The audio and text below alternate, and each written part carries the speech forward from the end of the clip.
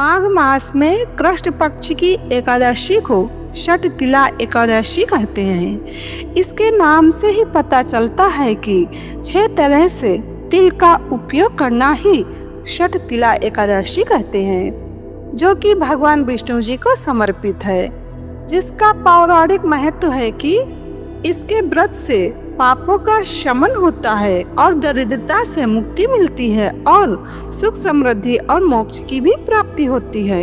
इस दिन तिल का 6 तरह से उपयोग करना चाहिए, जैसे कि उपटन यानी कि तिल का उपटन बनाकर शरीर पर लगा लें, और स्नान यानी कि स्नान वाले जल में काले तिल डालकर स्नान करें। पीने के पानी में थोड़े काले तिल डालकर पानी पिए। इस दिन जो भी आप दान कर रहे हैं तो दान में काले तिल का लड्डू रख दीजिए या फिर काले तिल थोड़े से रख दीजिए, और हवन में काले तिल का उपयोग करें।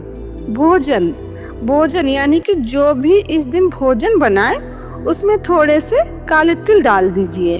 तो इस तरह से 6 तरह से काले तिल का उपयोग हो जाएगा, जिससे वाजपेयी यज्ञ और हजारों वर्षों की तपस्या के बराबर पुण्य मिलता है और जीवन सार्थक होता है। तो इस प्रकार 6 तरह से तिल का उपयोग हो जाएगा, जिससे वाजपेयी यज्ञ और हजारों वर्षों की तपस्या के बराबर पुण्य मिलता है और जीवन सार्थक होता है। षटतिला एकादशी व्रत कथा।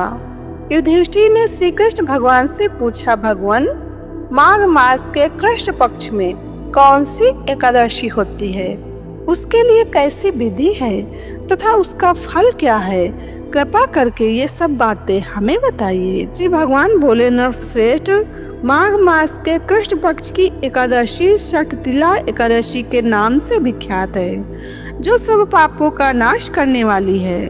मुनिश्रेष्ठ, पुलस्त जी ने इसकी जो पाप हारनी कथा दानव से कही थी उसे सुनो। दानव ने पूछा, ब्राह्मण, मृत्युलोक में आए हुए प्राणी प्रायः पाप कर्म करते रहते हैं, उन्हें नरक में न जाना पड़े, इसके लिए कौन सा उपाय है, बताने की कृपा करें। पुलस्त जी बोले, महाभाग, माघ मास आने पर मनुष्य को चाहिए कि वो नहा धोकर पवित्र हो, इंद्रिय संयम रखते हुए काम, क्रोध, अहंकार, लोभ और चुगली आदि बुराइयों को त्याग दे। देवाधिदेव भगवान का स्मरण करके जल से पैर धोकर भूमि पर पड़े हुए गोबर का संग्रह करें। उसमें तिल और कपास मिलाकर 108 पिंडिकाएं बनाएं। फिर माघ में जब आर्द्रा या मूल नक्षत्र आए तब कृष्ण पक्ष की एकादशी करने के लिए नियम ग्रहण करें।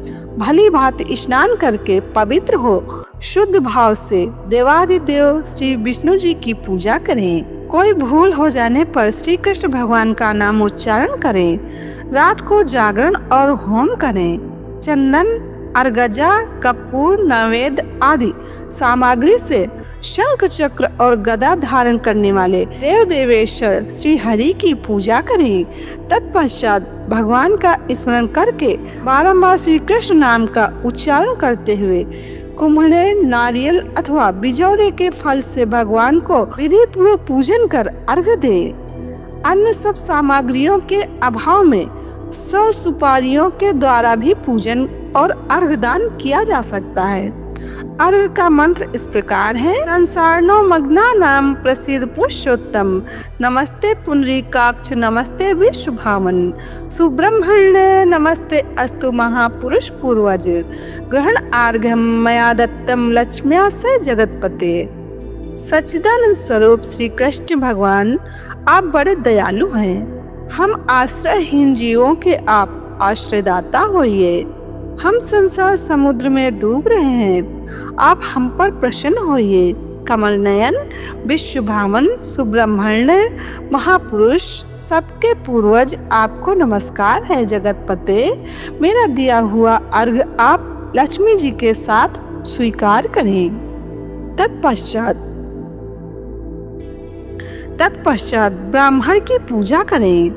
उसे जल का घड़ा, छाता, जूता और वस्त्र दान करें।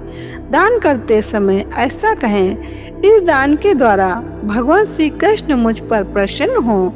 अपनी शक्ति के अनुसार श्रेष्ठ ब्राह्मण को काली गौ का दान करें। द्विज श्रेष्ठ विद्वान पुरुष को चाहिए कि वो तिल से भरा हुआ पात्र भी दान करे। उन तिलों के बोने पर उनसे जितनी शाखाएं पैदा हो सकती हैं, उतने हजार वर्षों तक वह स्वर्गलोक में प्रतिष्ठित होता है। तिल से स्नान होम करें, तिल का उपटन लगाएं, तिल मिलाया हुआ जल पिए, तिल का दान करें और तिल को भोजन के काम में लें। इस प्रकार हे नरश्रेष्ठ, 6 कामों में तिल का उपयोग करने के कारण यह एकादशी षट तिला कहलाती है, जो सब पापों का नाश करने वाली है। तो षट तिला एकादशी का व्रत उपवास 14 जनवरी बुधवार को किया जाएगा।